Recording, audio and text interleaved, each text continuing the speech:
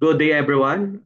It is a pleasure to share insights on how of the most critical aspect of mixed methods research, triangulation, and validity. So as we explore this topic, let us remember that the credibility of our research depends on not only on the depth of our data, but also on how effectively we ensure accuracy, consistency, and trustworthiness across methods.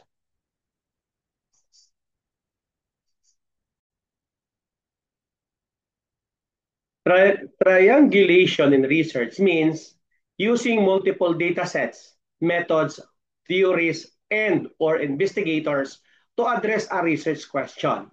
It's a research strategy that can help you enhance the validity and credibility of your findings and mitigate the presence of any research biases in your work. Triangulation is mainly used in qualitative research, but also commonly applied in quantitative research. If you decide on mixed methods research, you'll always use methodological triangulation. Triangulation in different types of research. We have qualitative research. You conduct in-depth interviews with different groups of stakeholders, such as parents, teachers, and children. Quantitative research, you run an eye tracking experiment, no, and involve three researchers in analyzing the data. And the mixed methods research, no, you conduct a quantitative survey followed by a few qualitative structured interviews. No? So the types of triangulation in research that are four main types of triangulation. The data triangulation, using data from different types, spaces, and people. No? Investigator triangulation, no? Involving multiple researchers in collecting or analyzing data. No? Theory triangulation, no? Using varying theoretical perspective in your research. And methodological triangulation, using different methodologies to approach the same topic. No? So your research what makes people behave in cooperative versus selfish ways. No, you want to understand what motivates people to work with others in team environments. When you use methodological triangulation, you use different methods to approach the same research question. And this is the most common type of triangulation. And researchers often combine qualitative and quantitative research methods in a single study. So let's say, for example, no, in your study, no, you use behavioral survey and neural data to get a complete picture of what motivates people to behave cooperatively. So you recruit participants to perform team games in a behavioral controlled laboratory experiment and record observation. You also administer a survey to gather data about cooperation in their daily lives. And finally, you perform fMRI scans, no, to assess neural mechanism of cooperation. So methodological triangulation is useful because you avoid the flaws and research bias, no, that comes with reliance on a single research technique. How about data triangulation? In data triangulation, you use multiple data sources to answer your research question.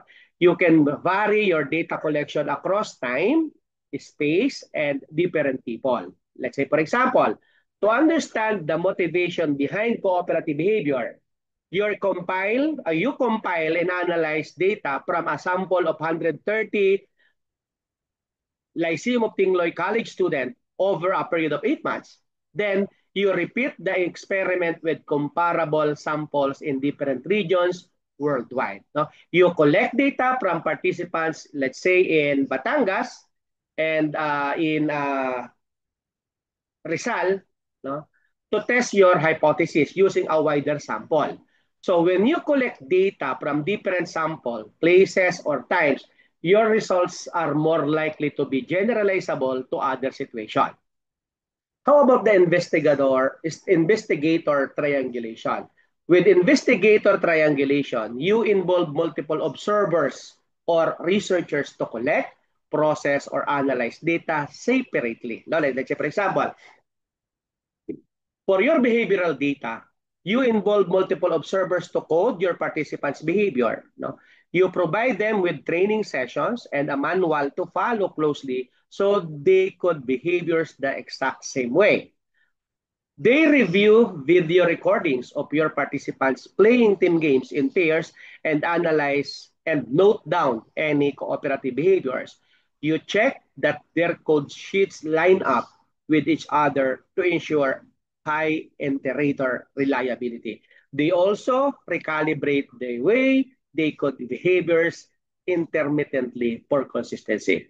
Investigator triangulation helps you reduce the risk of observer bias, no, and other experimenter biases.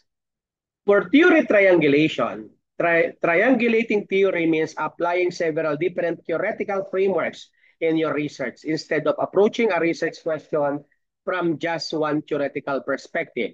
Let's say, for example, you believe there are two main competing motivational theories for why people behave cooperatively. Number one, people cooperate for a sense of reward. They cooperate to feel good. People cooperate to avoid guilt. They cooperate to avoid feeling bad. By gathering fMR data, you can investigate whether there's more brain activity in reward-related or in guilt-averse brain areas when people cooperate. No? Testing competing hypotheses, no, is one way to perform theory triangulation. Using theory triangulation may help you understand a research problem from different perspectives or reconcile contradictions in your data. So what is the purpose of triangulation? Researchers use triangulation for a more holistic perspective on a specific research question because triangulation is only helpful for enhancing credibility and validity. Number one, to cross-check evidence. It's important to gather high-quality data for rigorous research when you have data from only one source or investigator.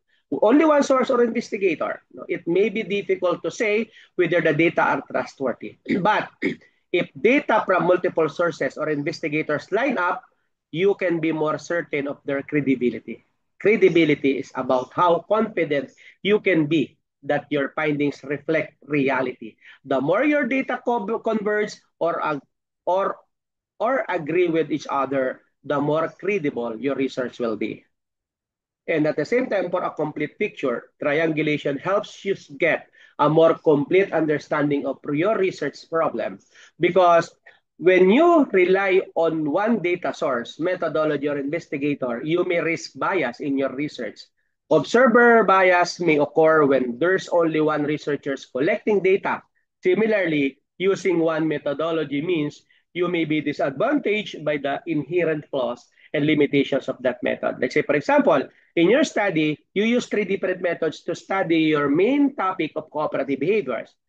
One, behavioral observations from a lab setting. Two, self-report survey data from participants reflecting on their daily lives. And number three, neural data from an fMRI scanner during a cooperative task. Each of these methods measures different aspects of cooperative behaviors, either directly or indirectly. It's helpful to use triangulation when you want to capture the complexity of real-world phenomena.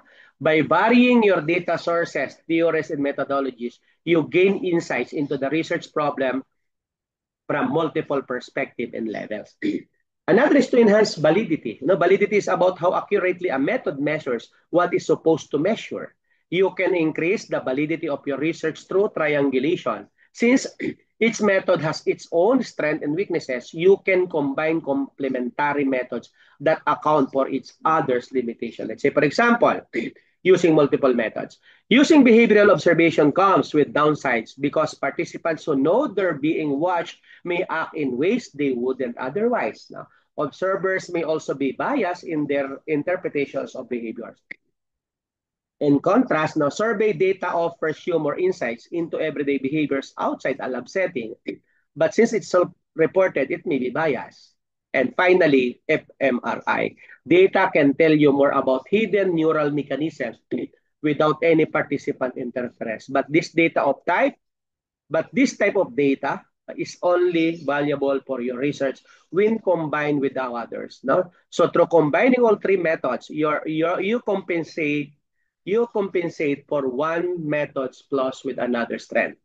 So what will be the pros and cons of triangulation and research? No? Like all research strategies, triangulation has both advantages and disadvantages.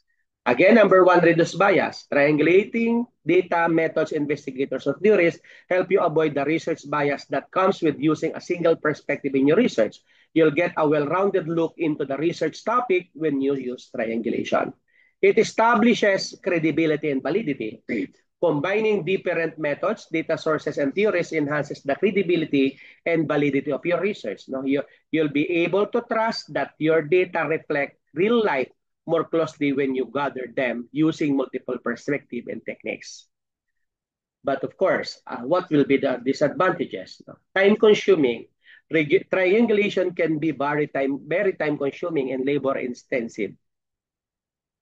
You'll need to judge or you need to juggle different data set sources and methodologies to answer one research question. This type of research often involves an interdisciplinary team and a higher cost and workload. You'll need to weigh your options and strike a balance based on your time frame and research needs. No? Sometimes inconsistent. No?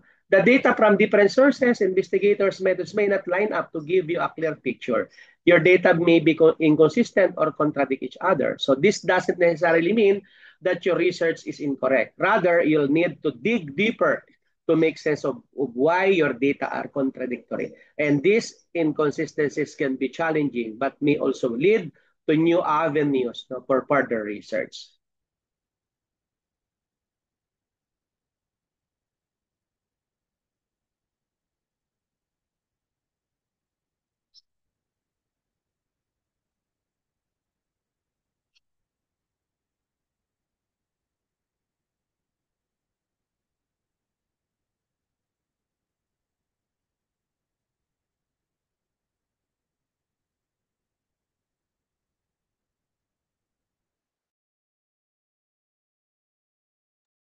Again, triangulation in mixed method research refers to the strategic use of multiple data sources, methods, investigators, or theoretical perspective to cross verify findings and strengthen the study's credibility.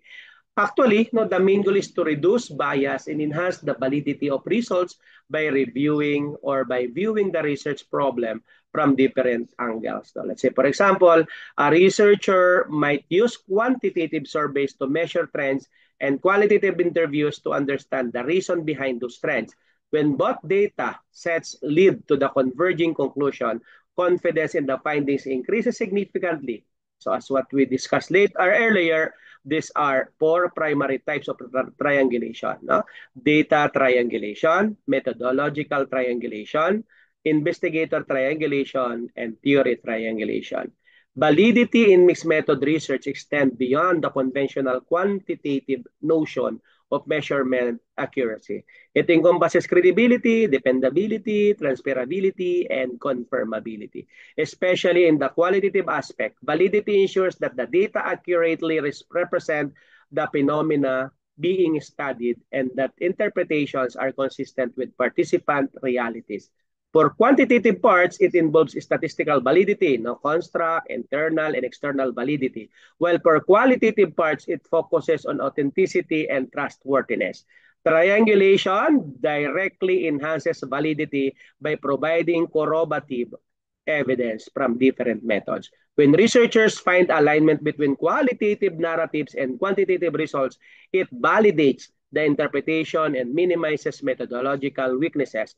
For instance, if survey data show high satisfaction levels and interviews reveal personal stories affirming those findings, the combined results become more robust and meaningful.